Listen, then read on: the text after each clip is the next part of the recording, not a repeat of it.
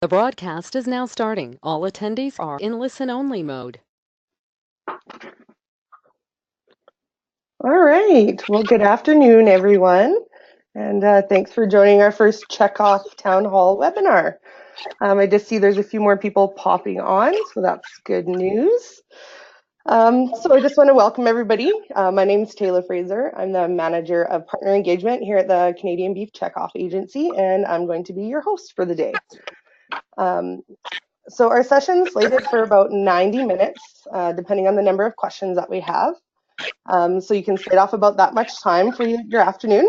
If you're on Twitter and want to follow along with us, in the top corner of your screen, you should see our Twitter handle, so you can feel free to tweet us as we go along.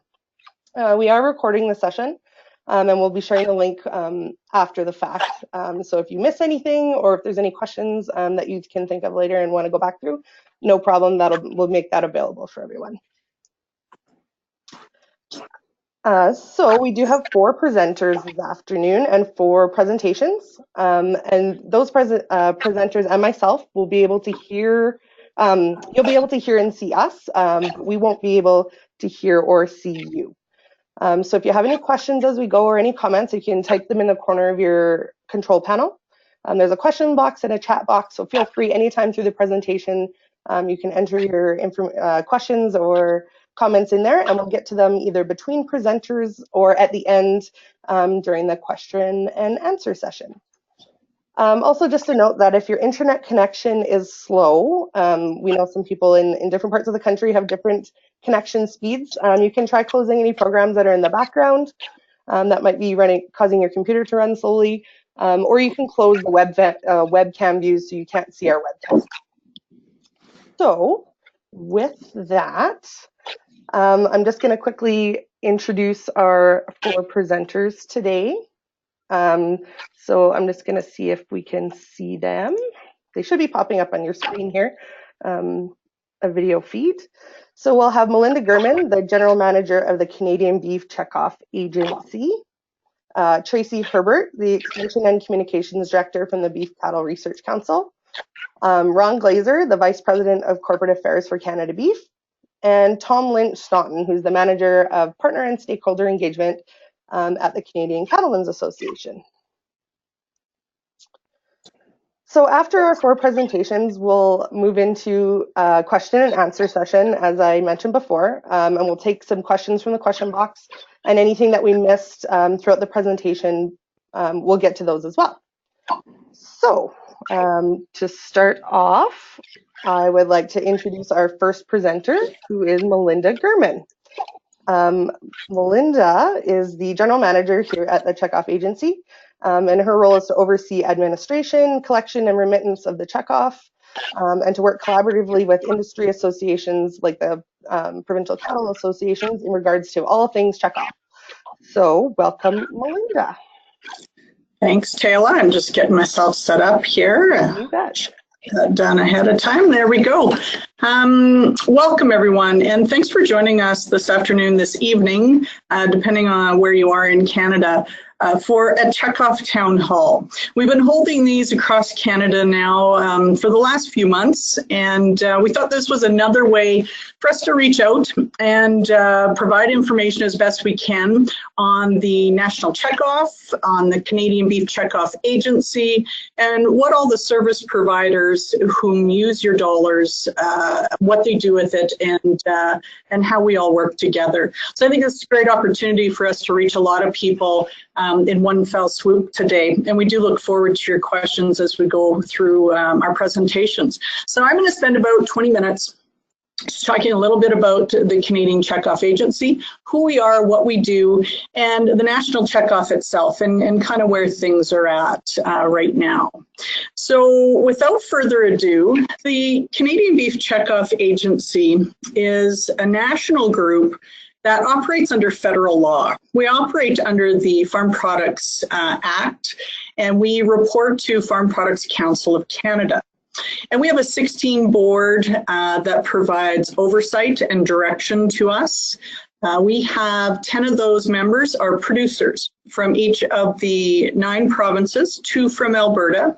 We have 4 representatives from Canadian Meat Council, 1 from Importer-Exporter Canada, and 1 from food service and retail. So we have a great cross-section, not only of producers, but of industry people as well, to help provide guidance to the Canadian Checkoff Agency. I mentioned we operate under federal law, and with that comes some obligations and requirements when it comes to your national checkoff dollars and what we can use those dollars for, and how we go about in terms of reporting not only to Farm Products Council of Canada, but also our engagement with provincial associations and with producers as well. So as I mentioned, the Canadian Beef Checkoff Agency is authorized under federal law to use the federal levy or the national checkoff for very specific things. Specifically, we can use it for marketing, market development, promotion, and research. And part of our role as the agency is to oversee those obligations.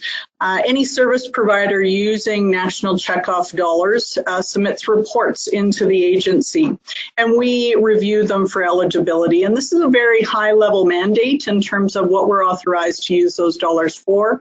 And this is kind of our goalpost when we review programs and activities as well.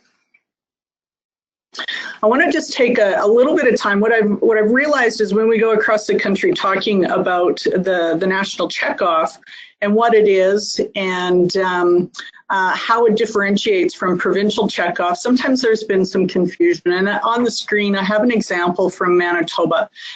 Before I moved back west 2 years ago, I lived and worked in Manitoba for 13 years, and so I'm very familiar with their system out there. And in Manitoba, producers pay a $4 total checkoff. 3 of those dollars are a provincial checkoff that go to Manitoba beef producers for provincial programming and for their provincial lobby works. 1 of those dollars comes into the Canadian Checkoff Agency that I oversee. And so that $1 comes in, and that's the one that I'm talking about specifically today in terms of the national checkoff, what it does now, and what we're looking at doing with it in the future as the country's looking at increasing the national checkoff. So I thought that might just help to provide you a little bit of background in terms of how your provincial checkoff might differentiate a bit from the national or the Canadian beef cattle checkoff. So just back to the agency's role, I've mentioned this already. We report into the federal government. We have to provide 2 reports a year. First of all, we have to present a plan of how we plan to spend your dollars the beginning of each fiscal year. So we're just submitting that plan now into Farm Products Council of Canada. That will take effect April 1st. Any service provider, and I'm going to talk a little bit about those service providers in a minute, but any service provider that utilizes that national checkoff dollar or that federal levy has to provide us with a plan that we put together into one big master plan, presented to Farm Products Council of Canada. We also, every year, have to produce an annual report that tells the government how those dollars were spent and how we've met our mandates. Those annual reports are tabled in Parliament. So 2 very important documents that we do submit into the federal government. So our role is oversight of the national checkoff or the federal levy. Our role is working with provincial partners and associations to ensure that they're able to collect and remit checkoff in a timely manner and to help them address any issues. And we also work with other industry groups, not only just to support our provincial partners, but ensuring that folks are understanding the difference between the national and the provincial checkoff and everything that comes with it. So that's a kind of high level what the agency's role is. I mentioned service providers. So the agency is the one that has national checkoff dollars sent in to us. We oversee those dollars, and we then provide those dollars to service providers to perform the activities that we're allowed to under federal law. So we provide dollars to Beef Cattle Research Council, to Canada Beef, There's a new program called Issues Management under the National Beef Strategy that dollars go to, as well as some dollars can go to provinces as well if they choose to utilize some of those dollars for national programming. I'm going to talk a little bit more about the service providers today, but not going into any detail because obviously you're going to hear from each one of those today as well. So I'm sure most folks have heard about the increase to the federal levy. I want to talk a little bit about why that's happening. We've had the privilege to collect the federal levy or the national checkoff for almost 20 years, and it's been at $1 for that time period. So we've lost a lot of purchasing power on that $1, and it's really around about a 70-cent dollar now that we're operating on. As well, over those 20 years, we've seen a lot of change in terms of federal provincial funding to programs that our service providers try and lever those dollars for. And of course, we're all aware that we have reduced marketings and shrinking herd sizes in Canada as well.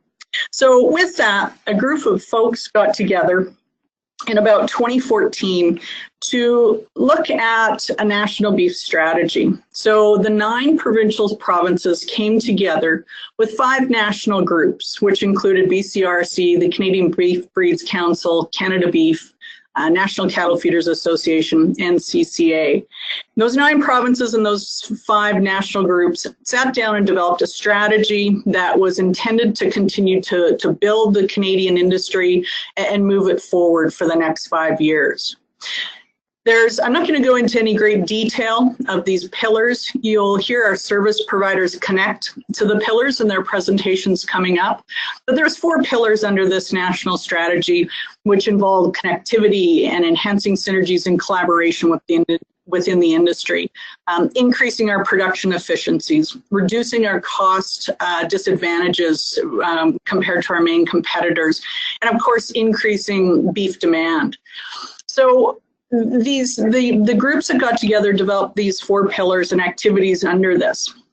When they settled on the programming that they thought was going to continue to move the industry forward in Canada, to be able to fully implement these programs and activities under the beef strategy, it was determined that an increase to the federal levy or the national checkoff was needed, going from $1 to $2.50, so a $1.50 increase. So that's how the increase came about. As I mentioned, I don't want to go into great detail today in terms of programs and activities under that strategy, but what I'd like to do is guide you to the website, www.beefstrategy.ca, and there you'll find materials that each one of our service providers have developed, research through BCRC, market development and promotion through Canada Beef, and issues management through CCA. And they'll go in more detail in terms of their activities that they're doing to be able to continue to advance the Canadian beef industry. So back to the increase and how it comes about and how we proceed with that increase. So the increase isn't led by the Canadian Beef Cattle Checkoff Agency. We're the ones that administer this.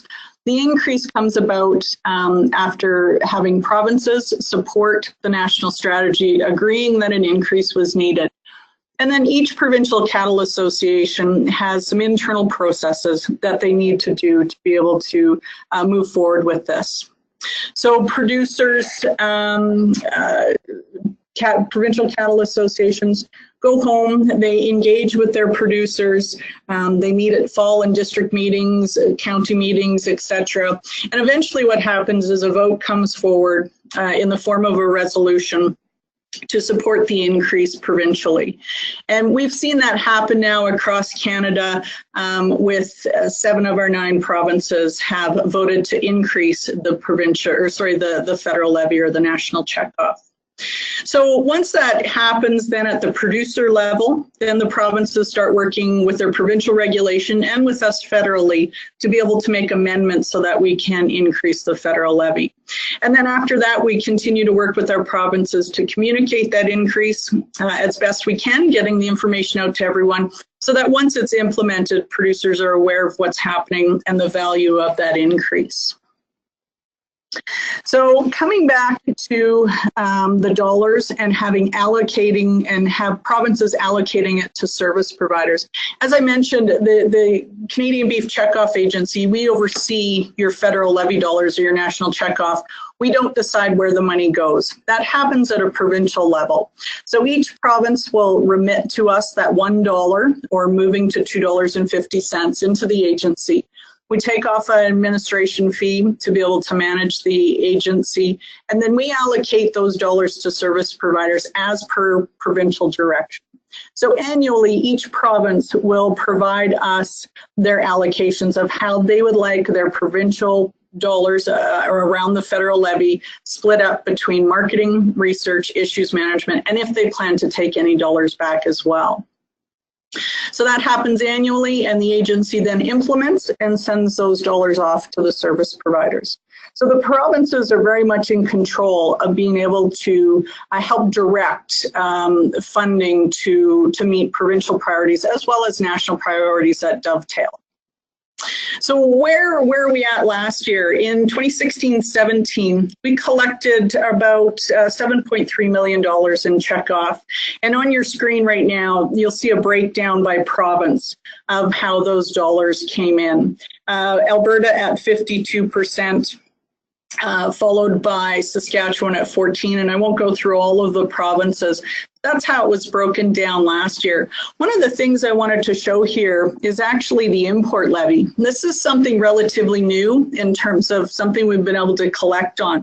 We've always had the regulation allowing us to collect on imports, which is live cattle or beef and beef products being imported into Canada.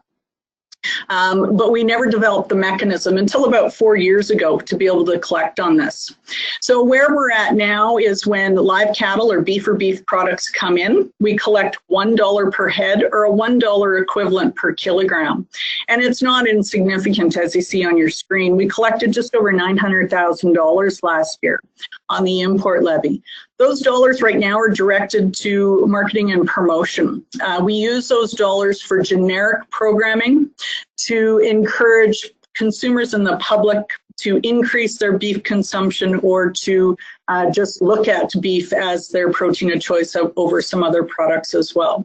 So that's the import levy. And once we have all of the provinces on board with an increase at $2.50, we're going to be able to increase the import levy as well and continue to provide more funding to some of these generic programs that we have. So where are we at with the increase right now? This map here shows you two different things. First of all, to be able to have this mechanism work and work well, the agency enters into agreements with each provincial cattle association to be able to collect those dollars and to allow the provinces to also allocate those dollars to the service providers that I've just talked about. We're in the process of renewing those agreements.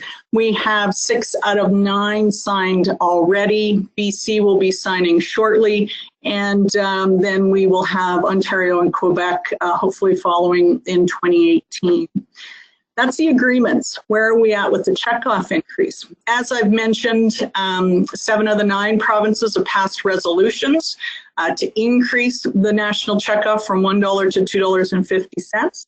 And we have 3 provinces right now that have implemented the increase. And if you look over to the east coast, all 3 Atlantic provinces have implemented the increase.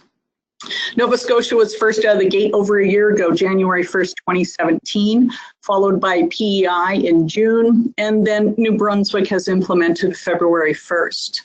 Alberta, Saskatchewan, Manitoba will be moving forward with an increase April 1st, and BC July 1st. Quebec will be increasing sometime in 2018, and we're still continuing to work with Ontario to see where they're at as well. So that's the increase to date and how we're progressing across the country. So I've talked about the allocations and I've talked about the increase. What you have on your slide right now is just a projection of how we might see the 18-19 fiscal year breaking down in terms of national checkoff coming in and where we send it off to. So this accounts for most provinces being now at $2.50, and it also accounts for any new allocations that provinces have submitted to us in terms of how they want their money split up. So we're projecting in 2018 on about a $14 million budget of just under 60% going to marketing, just over 28% to research, around 4% to issues management, and around 7.5% going back to provinces for provincial investment. One of the other things that we do at the checkoff agency is evaluate checkoff, ensuring that we're having positive impacts in the industry and continuing to grow and build the industry. So we engage with some economists every 5 years to conduct a study to look at how well we're doing.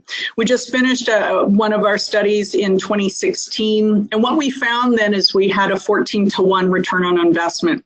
For every $1 of that national checkoff that was coming in and being allocated to service providers, we were finding a $14 benefit back to the industry. That's up from 9-to-1. We did a study about 6 years ago, and at that time our return on investment was 9-to-1. So we're seeing our return on investment continue to increase and be positive, which is great. This allows us to measure how we're doing every year, and or every 5 years. It also allows us to compare with how our major trading partners are doing too. So 14-to-1 for Canada. The US and Australia also have a checkoff system. US's return on investment was around 11-to-1, and Australia's was 6-to-1.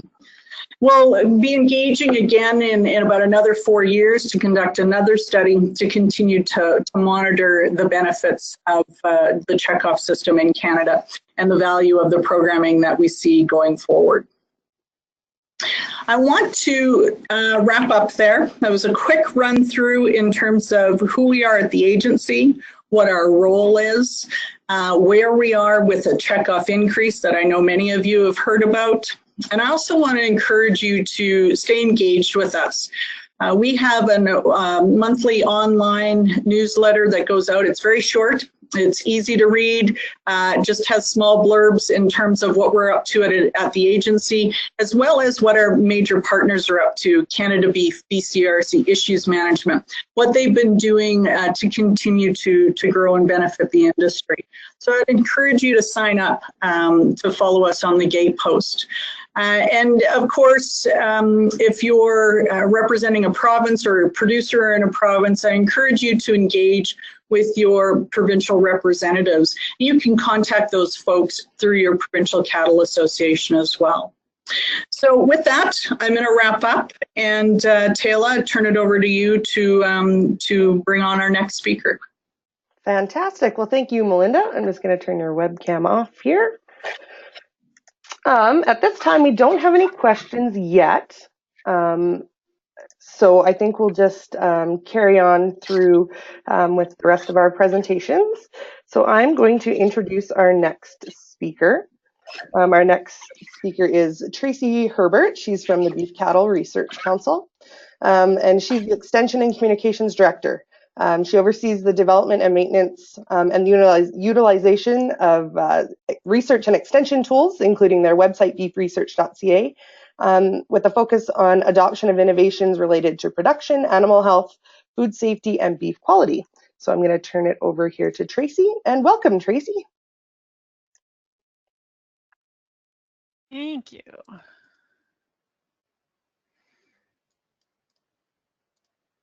Okay, there we go. So I'll take about 20 minutes or so to explain how a portion of the federal levy or national checkoff funds beef and forage research and extension, and our plan for how we'd spend additional funds on those. So I've been with the BCRC for just shy of 6 years now, and originally from a mixed farm with purebred cattle in northwest Saskatchewan, and that's where I keep the small herd of my own, just mixed in with my folks there. And I'm one of 4 full-time staff at the BCRC. We also get administrative support from a couple of part-time folks as well. So we are a pretty small but mighty team. So the BCRC is the national industry-led funding agency for beef, cattle, and forage research. And our job at the BCRC is to identify, fund, and communicate about research priorities that have the greatest potential to advance the competitiveness and sustainability of the industry. So the BCRC doesn't own laboratories or employ scientists ourselves. What we do is we identify the greatest priorities of research projects for the industry, and then we work with universities and government research labs to get that research done and get those results back. So the BCRC's funds are all producer dollars, so it's producers who decide how those dollars are invested. The producers on the BCRC are appointed by the provincial beef groups, and the number of provincial reps for each province is proportional to the number of national checkoff dollars that the province allocates to the BCRC. So it's proportional representation. And I meet a lot of producers who are confused about the checkoff, so I'm going to reiterate one of the slides that Melinda had in her presentation. Because quite often I think producers will mistakenly think that, or not realize that when they're paying checkoff, that they're paying 2 separate levies, a provincial and a national, and may think that national funds are going to the Canadian Cattlemen's Association, which isn't the way it works. So the way it does work is that, there's a provincial checkoff in varies across provinces. So some it's $3, some is $4, up to $6, just depending on which province you're in. And of course, those provincial checkoff dollars do fund provincial activities. But the provincial cattle associations that collect that provincial checkoff use that money to pay an assessment to the Canadian Cattlemen's Association. So that's how the CCA is funded, is through those various assessments from provincial cattle associations that's paid by provincial checkoff. But that's not what we're talking about today. Today we're just focused on that national levy, which currently funds just 2 things. So market development and promotion by Canada Beef, and research and extension from us at the BCRC. And what's being proposed to be added would be a 3rd thing on this column, issues management, which Tom Lynch-Staunton will speak about next. Okay, so each provincial producer group determines how that national checkoff is allocated. And when the checkoff was first introduced, most provinces allocated about a nickel to the BCRC, but over the years that's gradually increased. And so you can see how it's currently allocated. BC through to Ontario is currently at the $1 national checkoff, and 3 maritime provinces have done the increase to $2.50, and you can see that percentage allocation toward the BCRC varies between 0 and 30%. On average, nationally, it's just over 19% comes to the BCRC. To look at that same information in terms of actual cents instead of percentages, this is how that looks. So because the maritime provinces have upped to $2.50, their 30% is the equivalent to 75 cents.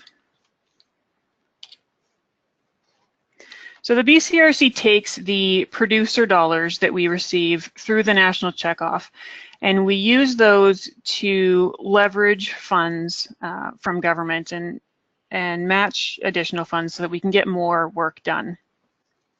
We're currently managing what's called the Beef Science Cluster. So the current cluster, it's a $20 million pot of money. $5 million of that came from industry, from the national checkoff, and the remaining $15 million came from government, primarily from Agriculture Canada. The current science cluster will wrap up at the end of March, and so we're looking forward to an announcement very soon from Ag Canada about a 3rd science cluster, which would be expected to get started in April. For the current science cluster, this is where the funds are going. So we fund research aimed at improving beef quality, food safety, animal health and welfare, feed efficiency, and forage and grassland productivity. So Melinda talked about the National Beef Strategy, and what I want to do is touch on the BCRC's role in that National Beef Strategy. So research plays a role in achieving the targets set in each of the strategy's 4 pillars. And the strategy lays out a fair bit of detail about the work that will be necessary to achieve these targets and explains why the increase is needed to get all of that work done. Research plays an especially key role within the productivity pillar. So Ag Canada and provincial governments used to pay for all of the production research, but that's changed now that the vast majority of taxpayers aren't, involved in primary agriculture anymore. And one of the things that's become really obvious is that if we as an industry don't invest in research, governments won't either. But the good news is that when industry does invest, it attracts government funds. So let me tell you a story related to forage research to explain what I mean by that. So when the BCRC first got started, our annual budget was about $500,000.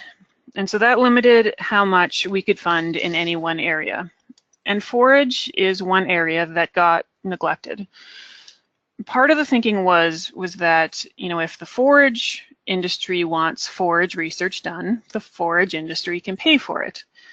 But, it turns out that the forage industry doesn't have a way to fund research because they don't have a checkoff. So over that time period, when governments were looking for places to cut research budgets, they often picked forage. And industry wasn't investing, and so industry really wasn't paying attention. So governments kind of got away with eliminating a lot of forage research positions, and Canada went from 23 researchers in 1980 down to just 8 in 2010. So we lost forage breeders and agronomists and grazing researchers, and that meant that a lot less work was getting done. And the number of new forage varieties that were released dropped by 80%. Right? So if industry doesn't invest, neither will government. So this is where we were. But finally, somebody in the grass farming world pointed out that if we want to keep growing and grazing and feeding cattle, we need to pay attention to what's going on in the forage research world. So we did. Because of the government funds that we leveraged through the first science cluster, our budget had grown. So the pie got a bit bigger, and we invested a bigger slice of that pie into forage research. The pie got bigger again in the second cluster, and so the forage slice got bigger still. And we really started to see results. We saw researchers making progress in forage variety development and in forage agronomy and low-cost winter feeding systems. And we started to see new researchers getting hired again. In the last 2 years, Ag Canada has hired 6 new forage researchers across the country, and they have plans to hire more still. And we've also had 3 new forage researchers hired at the University of Saskatchewan and the University of Manitoba. So this is great. We've got new researchers, but we need to help them get their career started off on the right path. So the BCRC started a researcher mentorship program to help with that. Because many new researchers, they're new to Canada, they might be new to the beef industry, or they may be new to agriculture altogether. They're incredibly skilled and talented scientists, but they need help understanding the industry so that they can focus their talents in the right way. We also want researchers to be comfortable talking with producers so that they develop extension skills and that they get their research results into the hands of producers that'll use them. So far we have put 14 researchers through our mentorship program, and they're at institutions all across the country. We've mentored all kinds of different researchers, and over half of them are originally from outside of Canada. So we match participants up with someone who works in the industry as well as one or more producers. And over the course of a year, they're in regular contact with their industry mentors. They attend industry meetings and they learn about industry and production issues. Okay, so, good solid research results are essential, but they're not enough. Research results also need to get into the hands of industry so they can be adapted and adopted on the farm or in the feedlot or trucks or vet clinics or packing plants. And governments used to do a lot of extension, but they've really pulled back in most provinces. So extension is another case where if we want it to continue, we need to support it. BCRC's become quite active in extension over the past about 5 years, mostly through developing resources for our website, beefresearch.ca. So the BCRC, probably will never have the resources to have boots on the ground ag reps, but we can make sure that solid, reputable, relevant information is available to anyone with an internet connection or a smartphone, and make it easy for ag media and other industry groups to reprint or share these resources from this website, even further, making sure this stuff is easy for you to find. So when you visit our website, you'll find all kinds of stuff of interest and of value to you and your operation. So we've got research overviews that summarize, the issues and state of knowledge around many different production research questions. We've got production tips and how-tos. And one that I think that you might be interested in is this one here, which explains Health Canada's reg changes that, essentially as of December 1st, 2018, virtually all livestock antibiotics will require a prescription. So you'll no longer be able to just grab a bottle of penicillin or tetracycline at your local farm supply store. You'll need to get a prescription from a vet, and you'll need to have a relationship with that veterinarian in order for them to be able to write you a prescription. So if you haven't yet seen this article or this additional handout that lists all of the different antimicrobials that will require a prescription as of December 1st, you can find that on our website, and I can tweet a link directly to it when I wrap up my presentation here. So if you're on Twitter, you can find a direct link there as well. So we've got information aimed at clarifying common misconceptions that are found in the media, like concerns around antibiotic resistance and hormone implants and the environmental impacts of beef production. We've got summaries of all of our research projects, whether they're in progress or have been completed. We've produced some videos that are aimed at introducing producers to what the science says on things like body condition, carcass quality, pain mitigation, antibiotic use, and environmental footprint.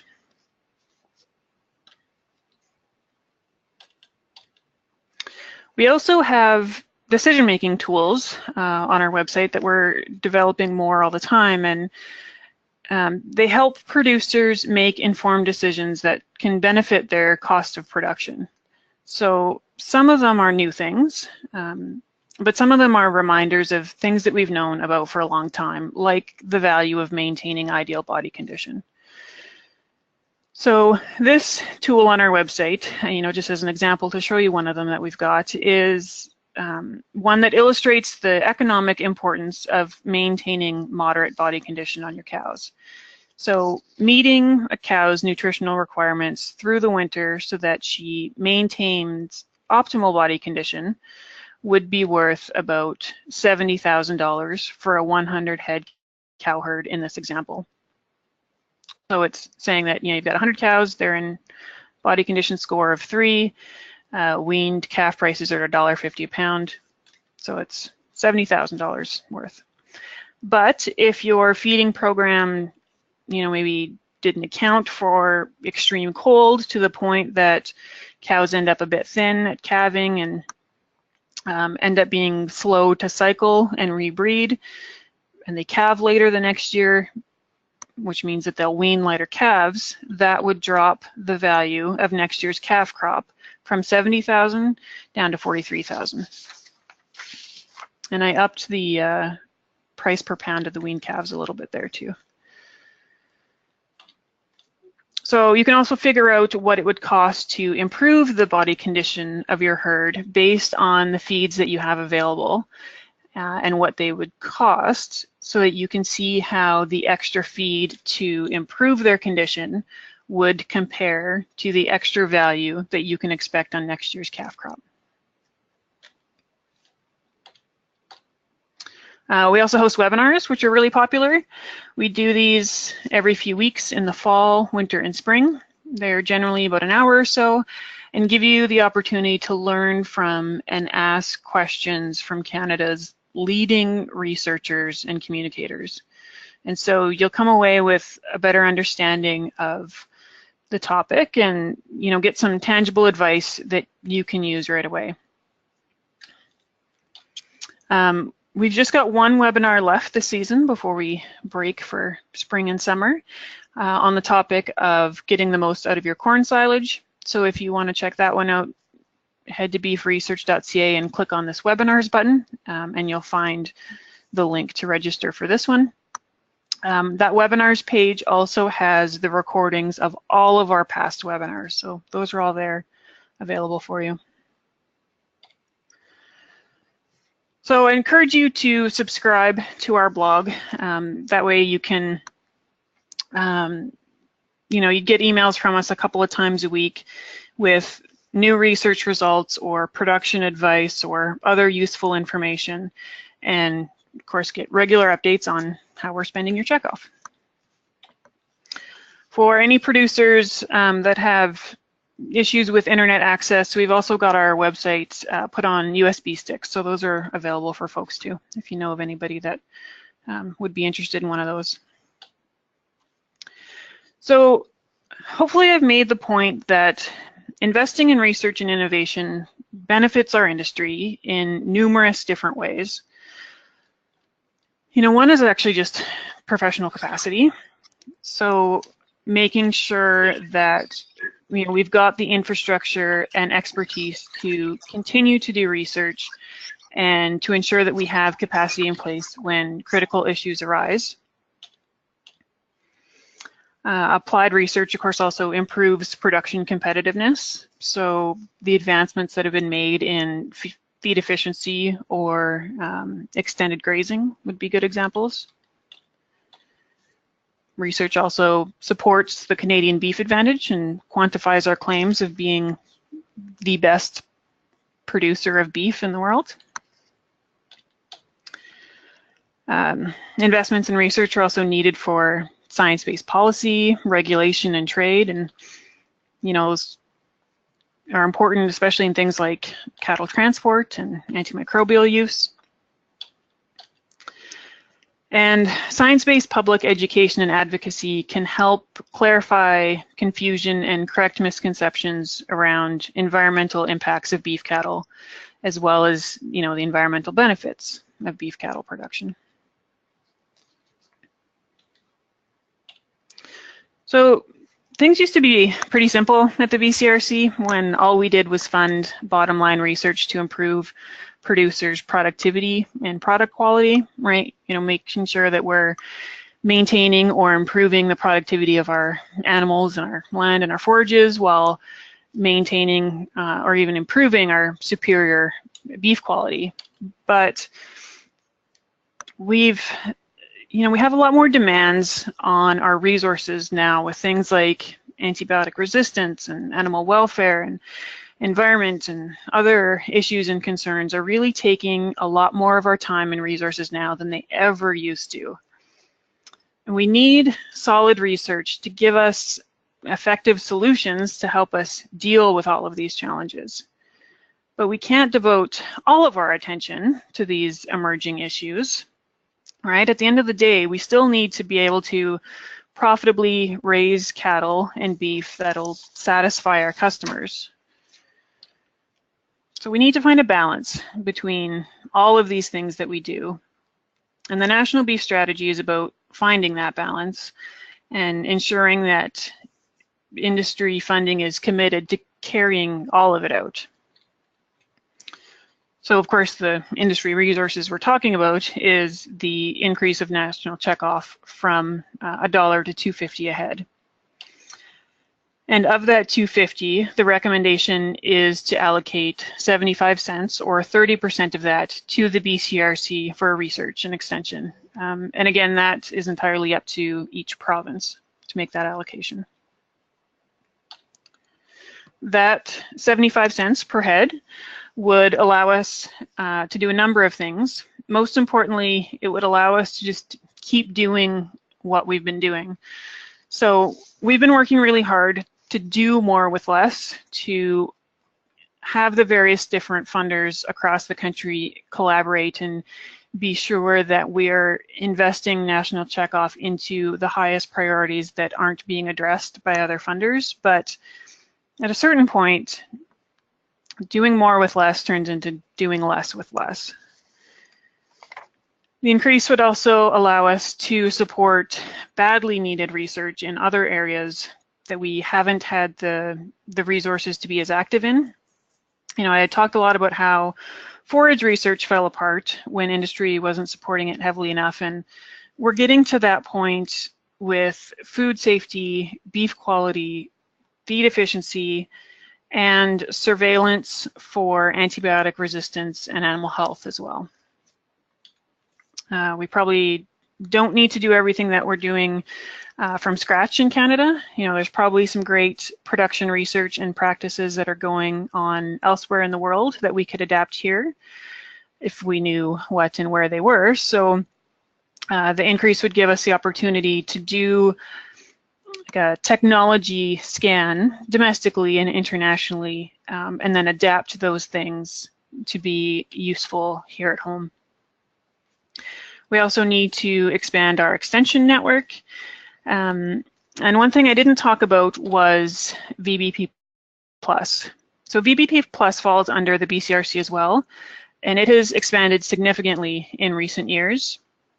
And it's not just about on-farm food safety anymore. It includes animal welfare, biosecurity, and environmental sustainability now too. So this slide is, in a nutshell, how the BCRC will spend increased checkoff funding. More information or a better explanation of these things are in the handout that you can find in the control panel during this webinar, or on our website. There's also a blog post that goes into even greater detail that I can include in my tweet. So just, if you're on Twitter, just look for the hashtag #BeefWebinar in a few minutes and you'll find that. So, just kind of in summary, the National Beef Strategy and the National Checkoff Increase, they're about growing our pie bigger so that we can really achieve our vision of a dynamic and profitable cattle and beef industry in Canada. So if you want to stay connected to BCRC, that's how you can do that online, or there's my direct contact information. If there happen to be any questions come in while I was speaking, I'm happy to answer those now. And of course, we'll be around at the end and can answer questions as well later. So with that, I will hand it back to Taylor. Great, thank you, Tracy. As of right now, we don't have any questions that have come in yet, but if you guys think of anything as we keep going, feel free to throw some questions in the box there or in the chat window. If you're more of a Twitter user, I'm kind of monitoring Twitter as well, so if you tag us, we can have a look at those too. So hopefully we can get all those questions answered for you guys as we go. But we will move into our next presenter, who happens to be sitting in the same office as Melinda German, so you may recognize the background. So Ron Glaser is the Vice President of Corporate Affairs at Canada Beef. Canada Beef is the organization in charge of investing the checkoff dollars for market development and promotion in Canada, and they also manage the dollars for the import levy. So Ron and his team oversee stakeholder relations, public affairs, operations, and also the Canadian Beef Centre of Excellence, which I think Ron is going to talk a little bit more about as he goes. So thank you very much, and welcome, Ron. Well, good afternoon, everyone. It's great to be here with you today. Certainly, I can speak on behalf of myself and the other presenters. We really appreciate the opportunity to talk to you about how the various organizations are investing your checkoff. We take that very seriously, and we definitely want to be as open and transparent and forthright as possible in terms of showing you what your investment is purchasing. My name is Ron Glaser. I'm VP of Corporate Affairs for Canada Beef. I started working in the ag industry back in 1990. I graduated here in Calgary with a diploma in public relations and communications. Like a lot of people, I thought my future was going to be in the oil towers downtown. But I started with the Alberta beef producers in 1990, and 28 years later, I'm very happy to be working in the beef industry. As an industry, I think it's a vitally important industry. You know, many people work in companies, they create widgets, they sit on a shelf, they sell them. What you guys do is really important. Raising food, providing economic growth in economic engine and in rural economies, providing environmental goods and services. It's really important, and it's way beyond just conducting business. So for myself personally, I've really appreciated the opportunity to be involved with agriculture with you during these number of years. I'm here to talk to you today about Canada Beef. Canada Beef is a committee of the Canadian Beef Cattle Research, Market Development and Promotion Agency, a very long handle. But Canada Beef is specifically the marketing arm that delivers programs domestically and internationally. We have offices in Calgary, Mississauga, Mexico, Japan, China, and Taiwan. We have about 28 staff, including 12 foreign nationals who are based in those international offices. Our staff have broad skill sets. They're marketers, they're brand managers, they're home economists, they're chefs, they're butchers, they're merchandisers, and they're communications and marketing professionals. For my presentation today, I'm going to talk about our program specifically here in Canada. I'm going to talk about our generic beef program funded by the import levy that Melinda spoke of earlier. I'm going to talk about our efforts in the international markets, and then I'm going to talk a little bit about what we're going to be doing in the new business year starting April 1st, 2018 and beyond.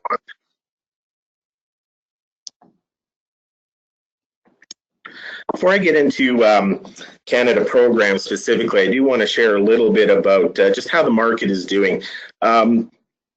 We've seen over the last 2 years, year-over-year increases in per capita beef consumption. Last year, consumption was up 2.8% to 18.2 kilograms per person, or a total market disappearance of 907,000 metric tons.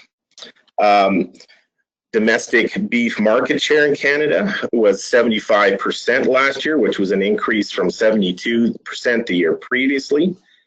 Over the last number of years, we've seen tremendously strong beef prices in Canada.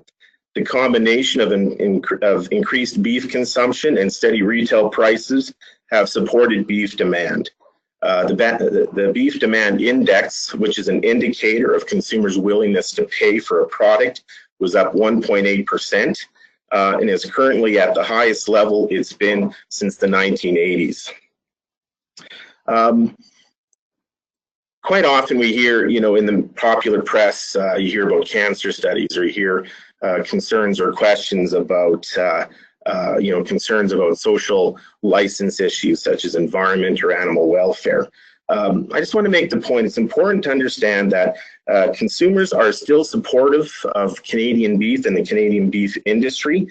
Certainly the market is changing. We're dealing with new dynamics all the time. We have the aging baby boomers. We have new Canadians who are often coming from parts of the world where they're not necessarily eating beef as a staple, or when they are eating meat, it's 3 to 4 ounces at a time, not 8 to 10. We have a growing millennials population. Certainly the diet and diversity in Canada is changing, increasing all the time. Canadians are beginning to eat a lot more like the rest of the world, and the rest of the world, through exports, are beginning to eat a lot more like us as well.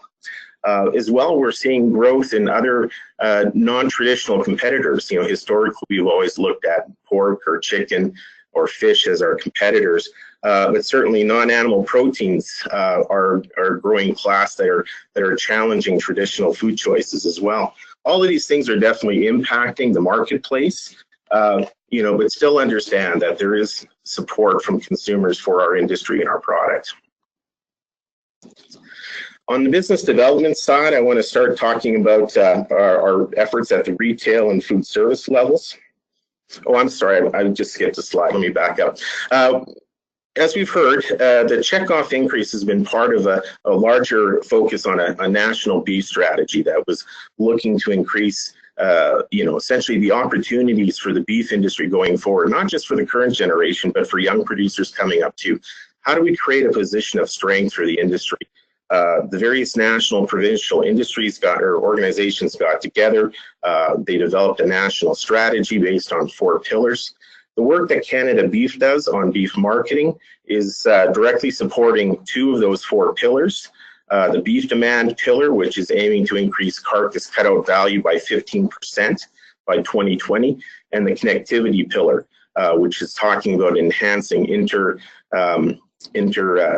connectivity between within the industry, various levels of the industry, within the marketing chain, and with the public and our consumers.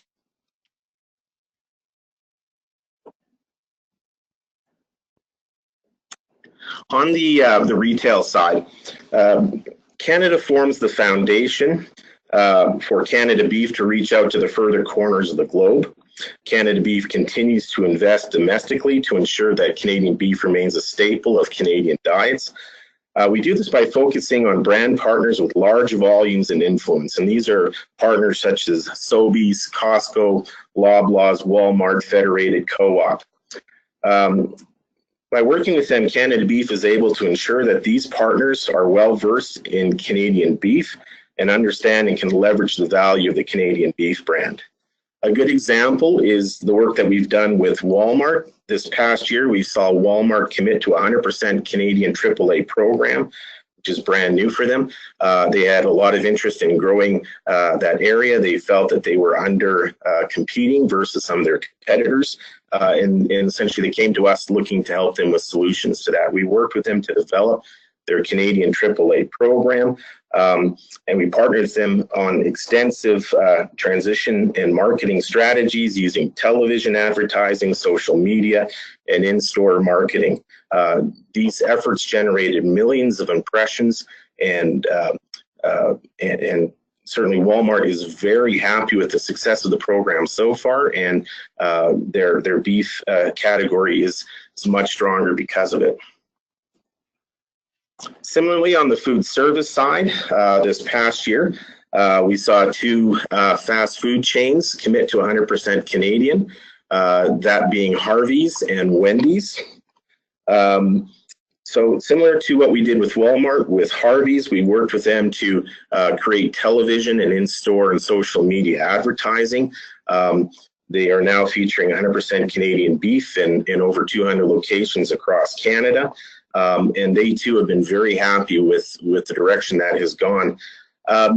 Harvey's is part of the Cara food chain, and in the previous year we worked with another Cara partner, specifically Swiss Chalet, which of course is everybody knows is a chicken restaurant, but they introduced a whole category of roast beef offerings. And those have performed very strong and are now featured full-time on their menus as well.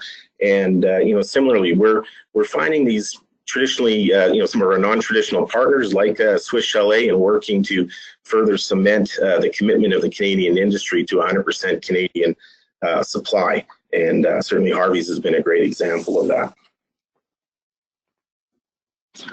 I mentioned a little earlier some of our non-traditional competitors. Here's some examples on the screen of dairy products, bread products, cereals, marketing their protein quotient. And certainly I just shared this as an example of the ever-changing marketplace in which we are needing to adapt and compete. Melinda mentioned earlier that about 3 years ago, we began to collect an import levy on beef imports into Canada.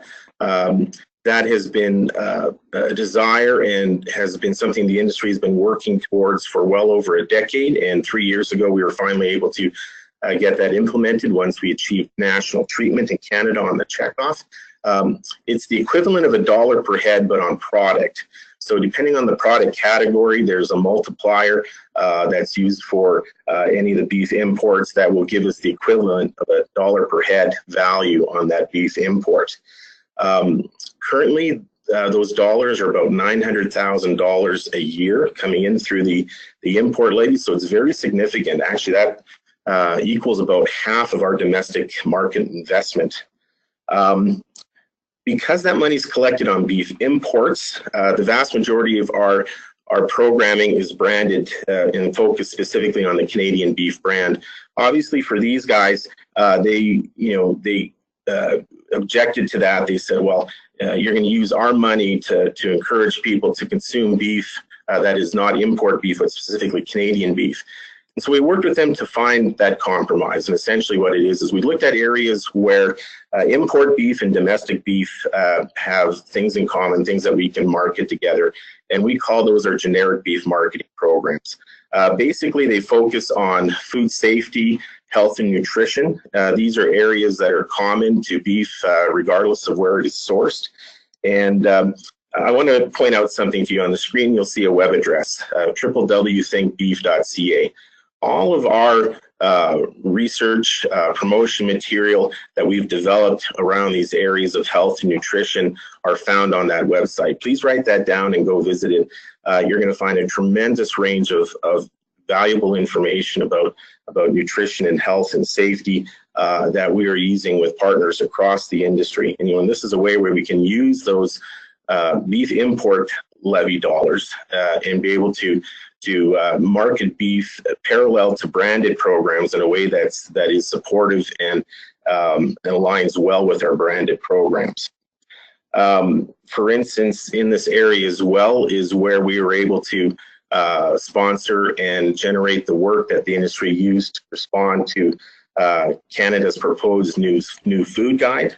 That was certainly taking a look at the role of beef and the recommendations for consumption, but also looking at rolling in social license issues such as environmental sustainability.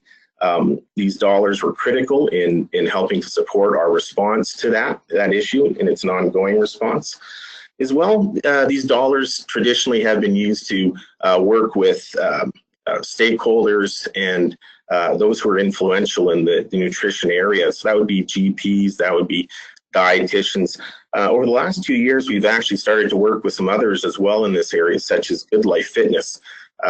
Through these dollars, we're able to purchase advertising that shows up at the Good Life centers. It actually shows up on the screens on the machines. 15-second video clips that reinforce the goodness of Canadian beef. And so it's a great way to expand that health and nutrition message beyond just dietitians and doctors to people who are, have interest in health.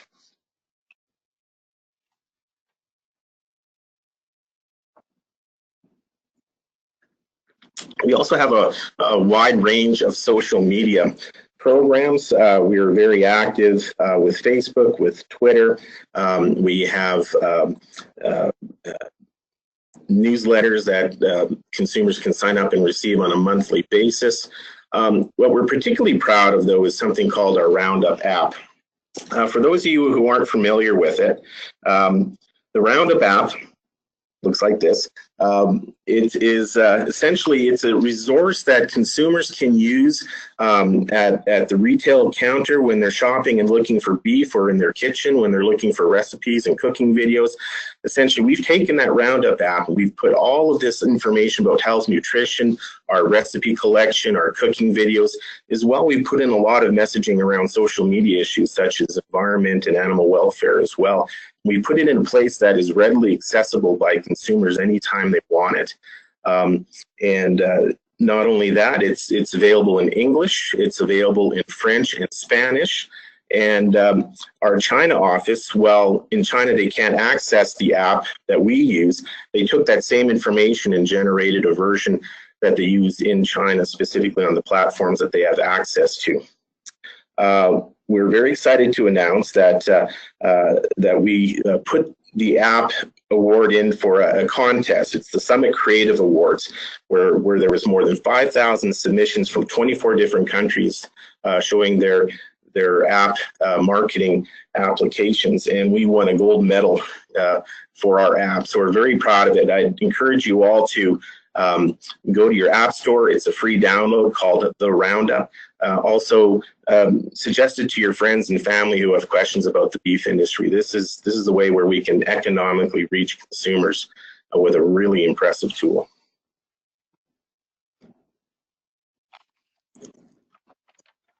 I'm going to speak now about our exports and what's happening in those markets.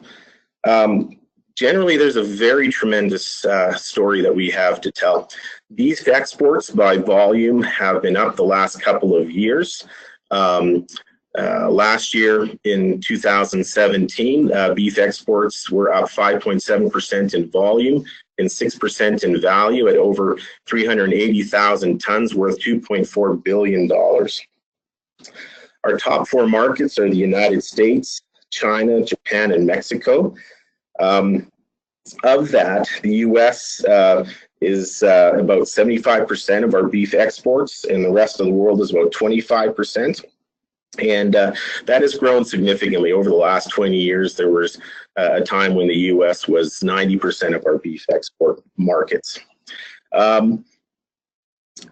With the exception of Canada, even if the volume that we export into the United States, Canada are niche marketers in every one of those countries. Even in the United States, with the volumes we send there, Canadian beef makes up less than 3% of their total supply. So that really, addresses and speaks to how we market Canadian beef. We're not there to be mass marketers. We're there to work with specific export clients and partners, and to work with them on marketing initiatives to their clients specifically, because, again, we just don't have the market reach to justify generic market-wide advertising. So in Japan, for instance, Japan is our third largest export market. Last year, volumes were up 27% to 26,000 tons, and value was up 11% to $160 million. Japan is our third market. Currently, we're working with over 570 retailers and 250 restaurants in that area. Again, these are specific target markets with customers who value the Canadian beef brand, who are incorporating it into their business strategies, and who are committing to long-term engagements with Canadian beef. In China, which is now our second largest export market behind the United States, last year volumes were steady at about 29,000 tons, while value increased by 8% to $240 million in China and Hong Kong. We've seen tremendous growth, and there's a tremendous growth opportunity yet in that market. They're adding about 30 million middle-class consumers a year. So imagine the size of Canada being added to the marketplace every year. And they certainly have an appetite for Canadian beef. Unlike some of our well-established markets, say like Mexico or Japan, where the United States was there first, where they have a preeminence and just a larger awareness. In newer markets like China, we're early entrants, and we are neck and neck with groups like the United States and Australia in terms of creating awareness and demand and for Canadian beef. In a lot of our Asian markets, we've got programs where we're specifically working with key partners, again, who have an interest and a commitment to Canadian beef, but also targeting key influencers like celebrity chefs, cooking schools, to create that awareness and reputation for Canadian beef early in that marketplace so that we can establish ourselves for the long term. Southeast Asia is a great story too. So Southeast Asia is markets like Taiwan, and we use Taiwan as a base to reach out to these countries, but it also includes countries like Vietnam, Singapore, and the Philippines. We have seen triple-digit growth, granted on small volumes in these markets, but altogether, these markets represent about 2.5% of our total exports. So together they're starting to add up to something that's close to the size of a Japan or a Mexico. Last year, volumes to these markets were up 193%, and value was up 172%. So tremendous opportunity. It's the sharp edge of the knife, and certainly we've seen tremendous opportunity in working with the Canadian government, with trade commissioners and the minister, for instance, to go into these markets and really create that opportunity at the beginning with Canadian beef. Mexico and Latin America. We use Mexico as a base to reach out to other Central American and Caribbean markets, such as Cuba and others. And also we service Hispanic customers in the southern United States out of our Latin hub office as well. Certainly the materials and stuff we produce for Mexico are just as influential in Southern California with the Hispanic audience. Mexico is a mature market. It's interesting to see how it's evolved over the years. Say pre-BSE, Mexico was a cow market. That's where a lot of our cow beef was sent. But over that time, Mexico has become more prosperous, particularly through NAFTA. They too have been growing their middle class, and they've also been growing their own beef industry quite significantly, or now even to begin to produce some grain-fed product as well. So what once was a cow market for us now continues to offer opportunities for thin meats, hip cuts, chuck cuts, those sorts of things, but also middle meats as well. And it's not just for the tourist trade in the food service, hotel, and restaurant trade as well. We're doing a tremendous amount of business with retailers in Mexico who are selling to Mexicans in the market. So interesting to see where that market has gone. This past year, our volume has increased by 5% to 17,000 tons, and the value of those products has increased 4.5% to 114 million. Also on the thin edge of the wedge, so to speak, is some of our emerging markets in the places like the Middle East and North Africa and the European Union. For instance, we've just finished participating in the Gulf Food Show in Dubai. It's the largest food show in the Middle East area. And, again, here we're dealing with small volumes, but highly profitable marketplaces. Certainly the CETA agreement in Europe is going to open up opportunities in the longer term for Canadian beef. In the short term, we're still dealing with market access issues around things like food safety interventions in plants and getting them approved for their market as well. But again, these are exploratory efforts. We are building a base. We already have a stable of customers, and that's going to only grow in the future and give us more opportunity. Lastly, I want to talk about something called our Canadian Beef Center of Excellence. About 3 years ago, out of our Calgary office here, we built a teaching, training kitchen theater that had high-end professional food service kitchen line. It had what we would call the home kitchen as well, and it has a meat cutting lab is in the back. And basically what we've done is we use this as a place where we can bring customers from all around the world to come and experience all aspects of Canadian beef. We can take them to the meat lab. We can show them different cutting techniques. We can show them merchandising opportunities. We can take that product to the front and we can show them how to prepare it, and they can actually taste and experience it for themselves through the kitchen. We can take them on tours to the packers in the area, and also to the farms and feedlots in the area as well, so they get a real sense of that gate to plate experience. Not only is it a physical location here, but we're taking the center of excellence on the road as well. We've got top-notch chefs, butchers, home economists who are using the center to develop technical training resources that are widely available to our partners.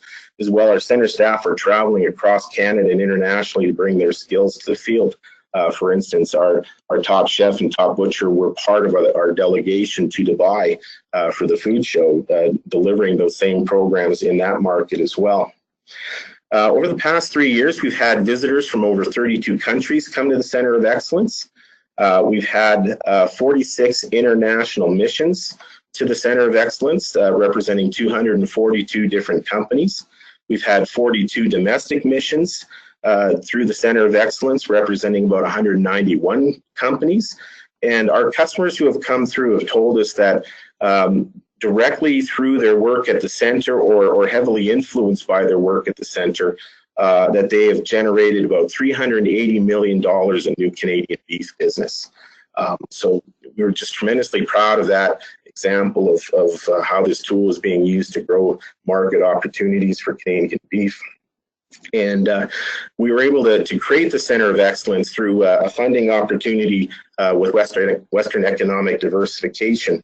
We were able to build it on a 4-to-1 match, so 20 cents producer dollars were matched by 80 cents of government funding to create this Center of Excellence. So it's just been a win-win opportunity for the industry right from the beginning. I think I'm really tight for time, and I want to leave time for Tom, so I apologize for perhaps going a little long here. In terms of where we're going over the next fiscal year, we had an initial focus on what we call the technical attributes or the Canadian beef advantage in terms of our marketing. We've added to that now over the past 3 years a focus on growing the brand, which is telling the emotional story of the beef industry. Now we want to bring those things together into something we call customer value segmentation. Basically, we're going to do detailed, in-depth research identifying high growth customer groupings. We're going to look at demographics, behavior, ethnicity, geography, all these things, and it's to determine how that impacts their view and perceptions and needs around Canadian beef.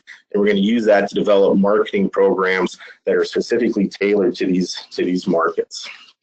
We're going to take those programs, we're going to link them with our retail and food service partners in Canada and beyond. I mentioned earlier what we've been able to do so far with groups like Walmart and Harvey's, and we know this approach helps to sell more beef and is influential within the marketplace as competitors see what their competitors are doing with the Canadian beef brand and wanting to leverage that as well.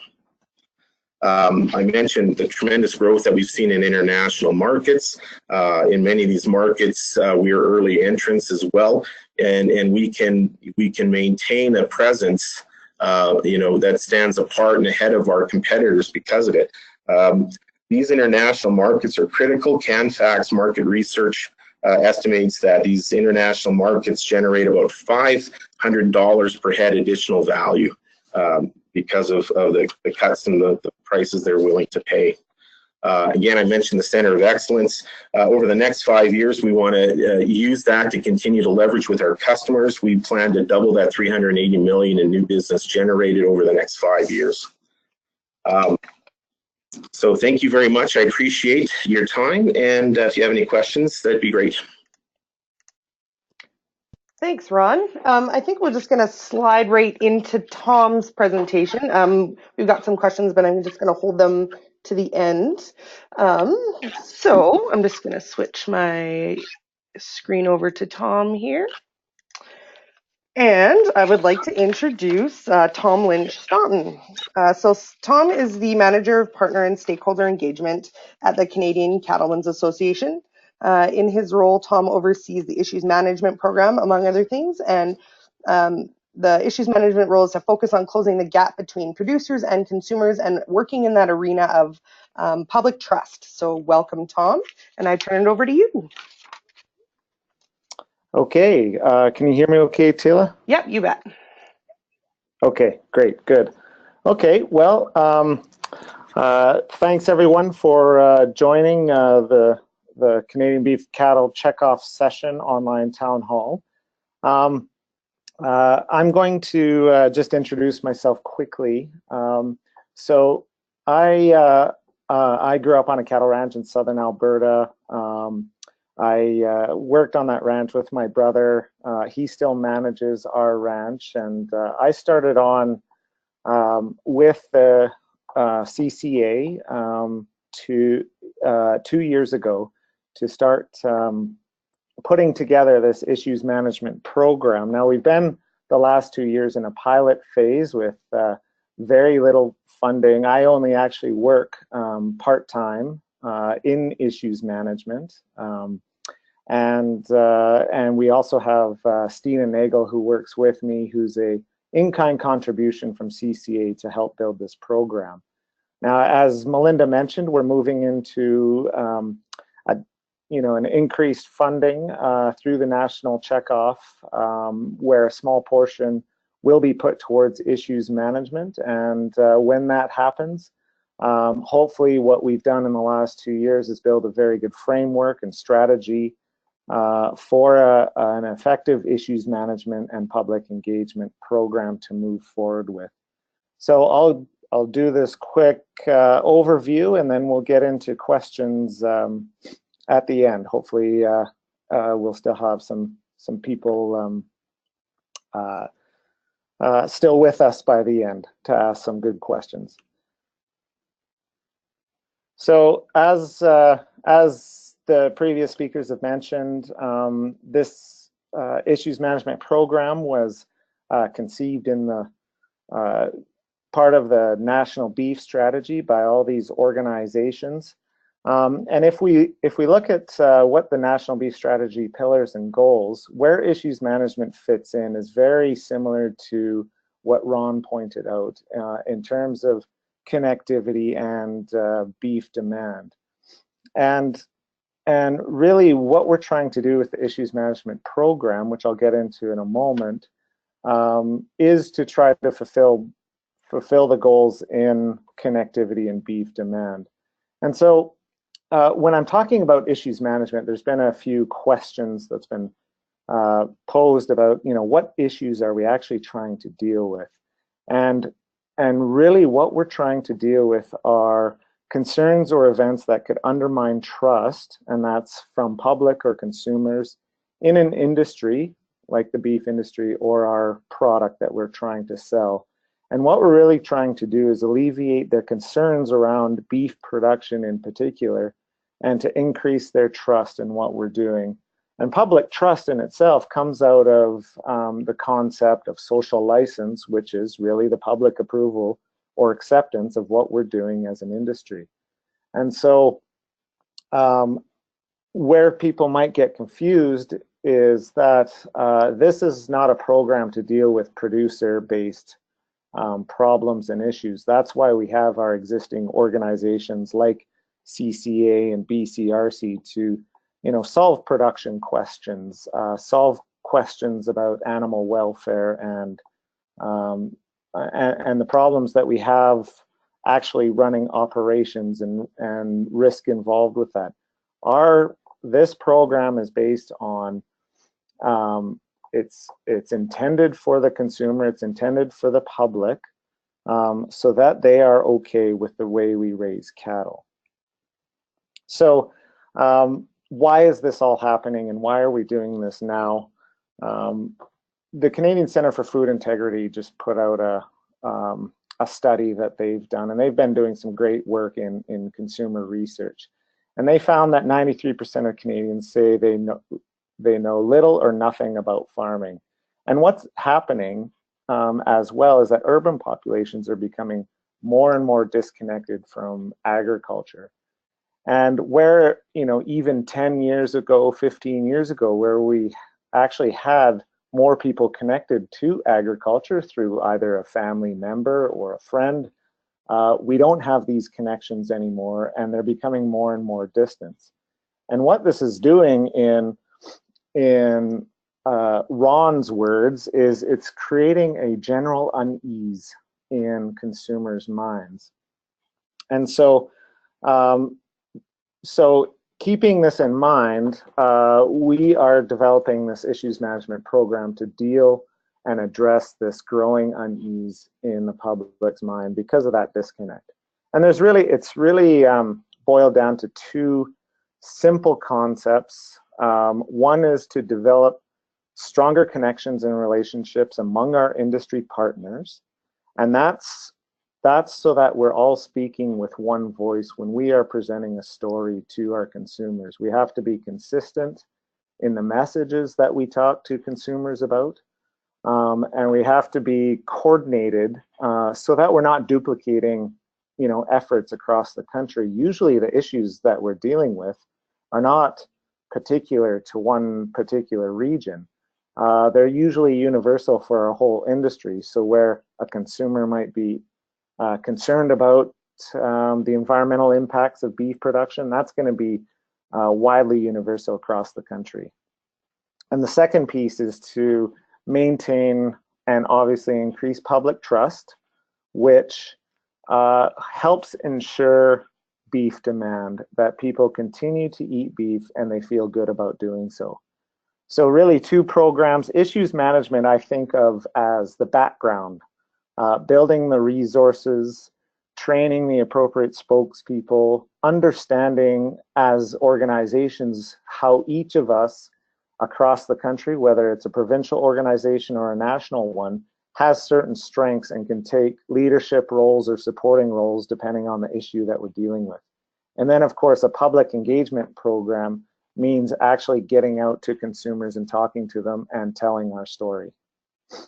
So this disconnect about how consumers perceive agriculture is really changed. I mean, it's not just our industry, but it's changing all sorts of ways that people market and sell product.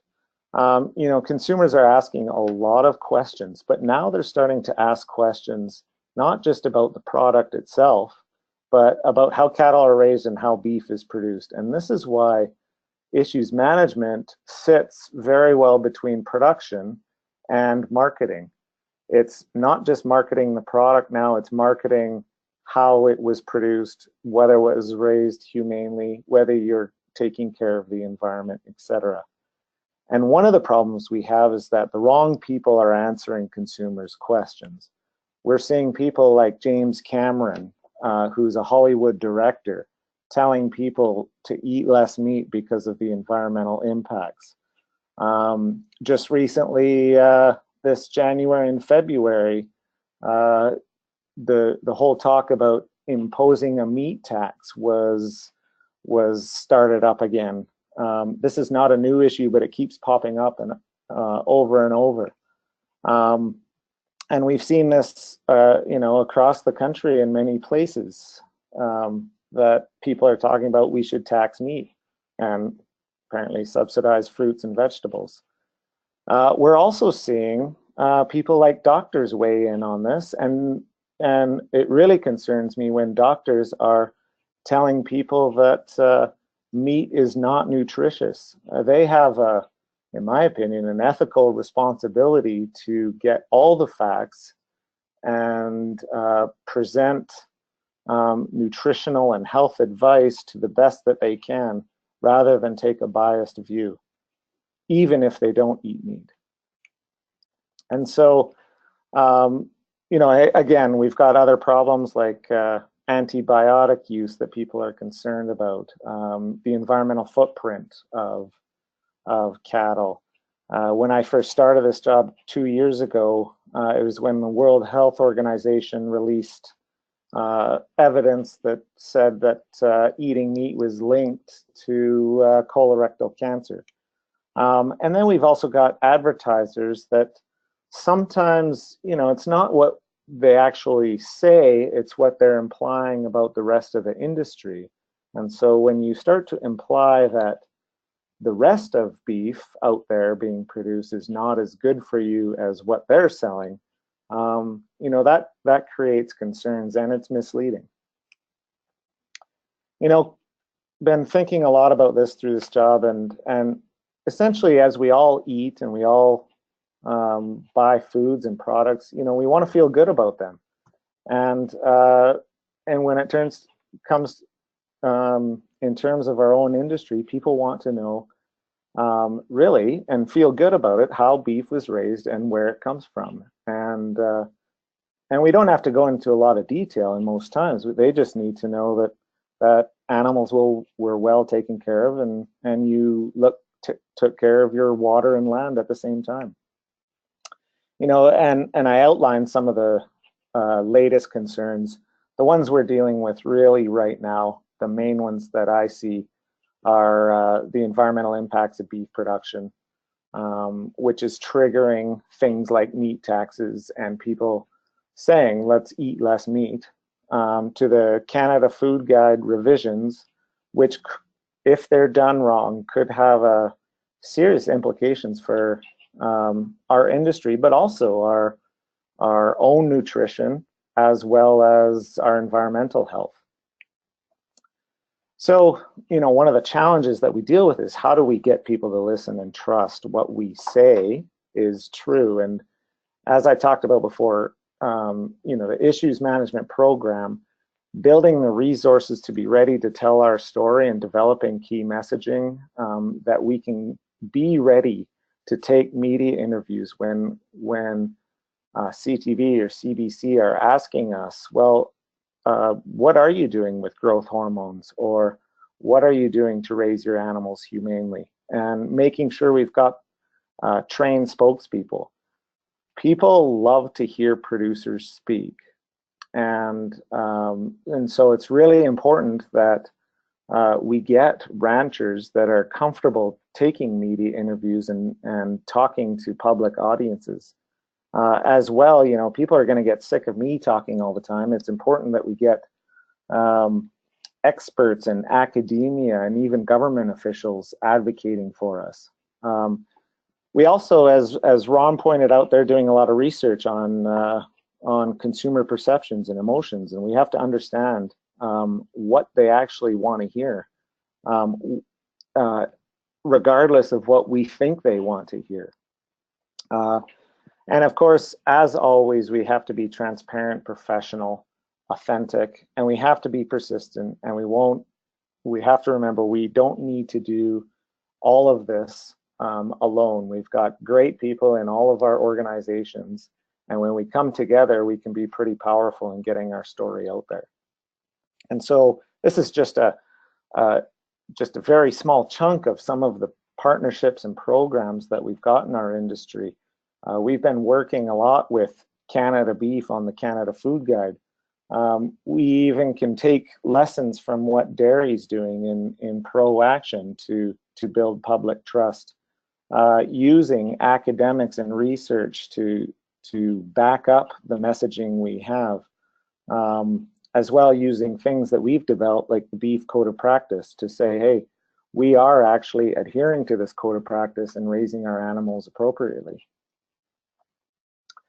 So I wanted to give a few examples again, just showing just a small piece of what we've been trying to do to address some of these consumer-facing concerns.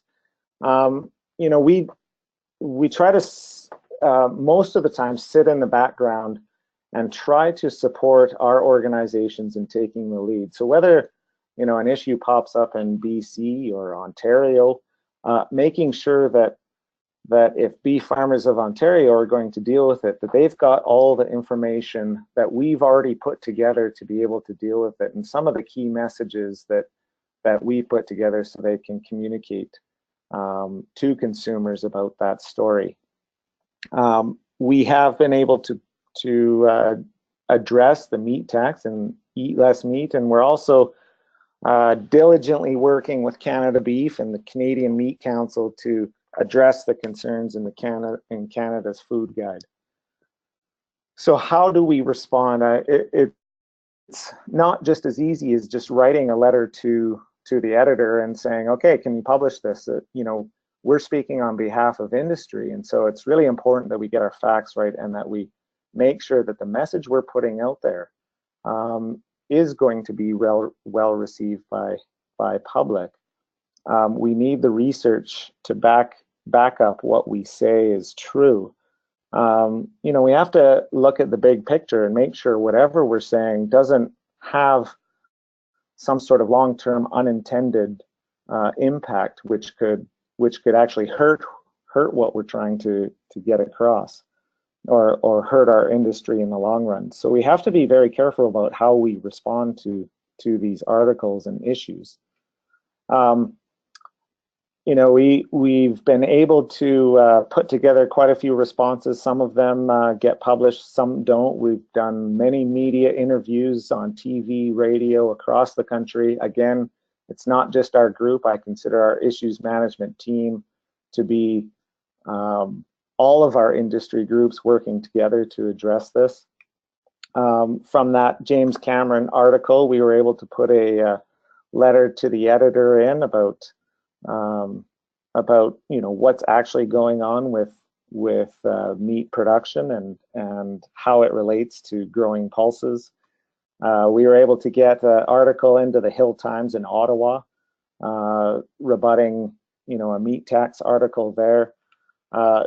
In Vancouver, this editorial was written, which was well supported by the BC Cattlemen's Association and the work that they did to make sure that the beef production story and the other side of the story was well represented, you know, and so Kevin and Holly over there in BC were right at the forefront of addressing this, using a lot of the key messages that they had already gotten from us previously. So really, really good response. And then when that doctor wrote that article, we were able to get some rebuttals there as well, expressing our disappointment in that. And then, of course, the Canada Food Guide is an excellent example of how we've been working with all of our industry groups addressing what's going on. So the main problems of the food guide are really three things. They are, there's biased rhetoric pushing more plant-based proteins and reduction of saturated fats, as well as proposing incorporating sustainable diets into the food guide, recognizing the environmental impacts of various foods. And so all of these are very concerning to us. One, plant-based proteins are not equivalent to animal-based proteins, and we actually fear that concentrating on that, you're going to start to find ongoing health problems and deficiencies in things like iron, vitamin B12. As well, there's new science around saturated fats that they may not be the problem to many health issues that are out there. So the fact that they're still attacking this is very concerning. And then the environmental impacts, although those are absolutely very important, you know, people's health and what we eat is such a complex choice for people, and what they buy, that clouding that choice with the environmental impacts, I think, could actually detriment people's health again and have unintended consequences to the environment, especially if they're making uninformed choices or choices that aren't telling the full story about environmental impacts. So we were able to work with Canada Beef. Canada Beef has gathered many, many messages on this. This is very much a product piece where they specialize in, and so they've gotten some great data. As an example, I give these out there that, you know, we've seen an increase in things like diabetes and obesity, which tend to get blamed on meat consumption, and yet meat consumption has actually declined by about the same amount as these has increased. So that's one of those key messages that we can get out there. When people are talking about eat less meat, I've often asked, well, how much less? You know, in Canada, we are actually eating less than the recommended amount of in the current food guide that we should be getting. So we may be getting into a point where we're not actually getting the nutrients we're in need, and we may be over consuming other things like carbohydrates and sugars. So very important messaging. Some of the fact sheets that Canada Beef has put out have been hugely useful in talking about protein equivalencies of different foods. I mean, I look at something like 2.5 servings of black beans. I mean, I like black beans, you know, in my tacos and everything, but I don't know if I could eat 2.5 black beans. And who knows what that will do to our own personal environmental impact. That's a joke. I'll move on. Canada Beef, when we're dealing with a public consultation on the Canada Food Guide, we work with them to put together a document that we shared with all of our provincial organizations so that our provinces could also write letters to Health Canada expressing our concerns, but also our provinces had enough information to also write to our own provincial ministries, and so that they were well aware of the complex nature of this and how important it is to get the Canada Food Guide right for people's nutrition. We also had help from physicians and doctors who were also writing letters to government, which we were able to dig up. And there was a letter, 2 letters that were written and signed by 715, the second one by about 2,000 doctors from across Canada. One of the messages they're saying is stop steering people away from nutritious whole foods, such as whole fat dairy and regular red meat. These help us tremendously when we're trying to get our key messages across. And on the environment side, getting the data that we've gotten from the Canadian Roundtable for Sustainable Beef to show people that eating less meat to reduce our GHG impact in Canada will really have minimal or even no effect, and in fact could actually hurt other parts of our environment. For example, if we had to farm up more native rangelands to replace beef that you're eating with another food source. So we've got, in summary, we've got all these resources out there. Part of our program is to bring all those resources together so that we can address these consumers' concerns efficiently and effectively, so that our individual organizations don't have to do all the work by themselves. And then it's about getting how we produce beef and our production story out to consumers to alleviate their concerns, and ultimately so that they feel good when they're eating any beef, whether it's a steak or a ground beef, that they know it's going to be good for them and that they're not going to ruin the environment by doing so. I think I will leave it at that, and I just wanted to say one last thing about, this is just the latest sort of consumption levels. You can see right at the end, we're seeing a little bit of a uptake in per capita consumption of beef. And you know, some of this has been due to other factors, but you know, if we don't answer these concerns, when somebody writes an article that doesn't tell the whole truth, or sometimes even comes out as lies, we need to be there to respond. Because if we're not there to respond, someone else will, and it will probably be someone that doesn't tell the right story or have all the facts. So this is why investment, I believe, in issues management is so important for the industry to continue on. And I think we'll just leave it there. There's my contact info and Stina's contact info, and we're always available if you've got any questions. Great. Well, thanks, Tom. Lots of interesting information there, like the consumption levels was something that I found an interesting little blip at the end of your chart there. So that's good news for us. We have. I hope so. Yeah, absolutely. So we've reached the point in our agenda where we're going to take any questions or comments or anything that anybody has. So I do have two that I'm going to start with, and they're actually for Melinda. So I'm just going to unmute Melinda here, maybe. Melinda's going to unmute herself. So the first question is for Melinda. What is the timeline on the increase to the import levy? Great question on the timeline to increase the import levy. As you remember me saying, once we're able to move from $1 to $2.50 on imported cattle, beef, or beef products. Only when we have national treatment can I move forward and make those regulatory changes to increase the import levy. So the timeline is really going to vary, and national treatment means only once I have, or only once all of the provinces are contributing $2.50 for the federal levy. Are we able to do that? So as I mentioned, we're on target to have 8 out of the 9 provinces submitting the increase in 2018, and we have 1 province yet to sign on. So not sure exactly when that timeline will be. Great. Just a reminder, everyone, if you're looking for your questions box, just have a look up in the top corner of your screen. You should see a little orange arrow. If your control panel is hidden, it should be in there. Just one more question so far for you, Melinda.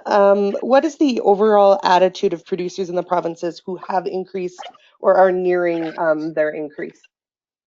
Yeah, that's a great question too. And sessions with our provincial associations, and we've been in Alberta just doing some general meetings. We've been in Manitoba, Ontario, and we're going to be heading out to Moncton next month. And we have really positive feedback from a lot of folks. People are really just trying to get their head around the national checkoff, because we don't talk about it a lot, and because it's always been kind of amalgamated with your provincial checkoff. So we're talking about it now a lot more because we're moving forward with an increase. So people are trying to understand that, and also engaging more with their service providers like Canada Beef, BCRC, CCA to understand their programming. Overall, though, any place we've been and the feedback that we've had has been really supportive. Once people understand where those dollars are going, how their provinces have control over those dollars too through their allocations, we've had really great support in terms of seeing the need to continue to invest in the national programs. Great, thanks. I do have one more question, and just while we're going through that one, if anybody has any final questions, just throw them in the question box and we'll make sure we get to them. This question is, I think, can be applied to all 3 of the investors of checkoff, so Canada Beef, BCRC, and to issues management. So the question is there any work being done that's applicable to the dairy industry, seeing as that dairy cattle do end up into the beef chain?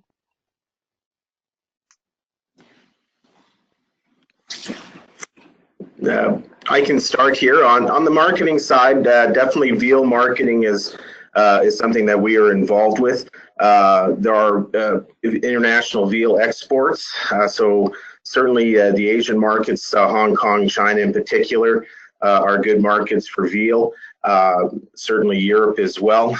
Domestically, on the cull cow side, obviously our work with the fast food partners, are where most of that ground beef is going.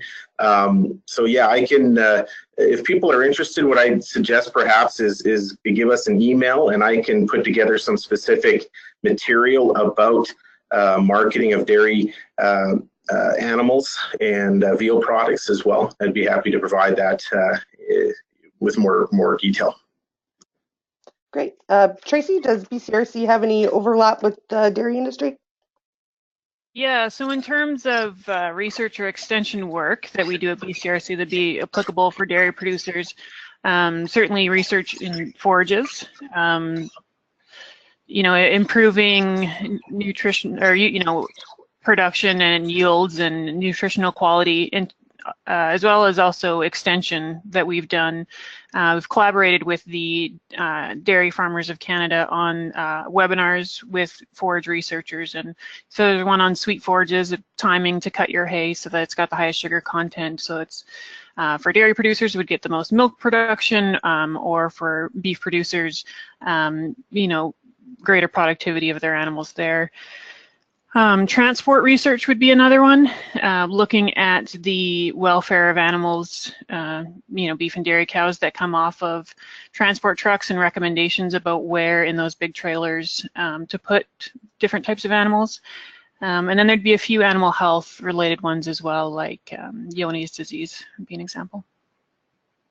Great. Tom, is there anything from the issues management side that you would find applicable here? Oh, Tom, you're on mute. Okay, there we go. There we go. Yep, there we go. Yeah, so absolutely. Working with the dairy industry and many of our other animal protein industries, we're working on several issues of concern. The food guide would be one of them, as well as through the Canadian Roundtable for Sustainable Beef, of which dairy farmers are a part of. We've been able to coordinate with them on various aspects of sustainability, which has a social piece, environmental piece to it. So yeah, we're in contact with them. We're reaching out to them, as well as back and forth to when we're dealing with various issues of importance, like animal welfare, transport, even environmental impacts.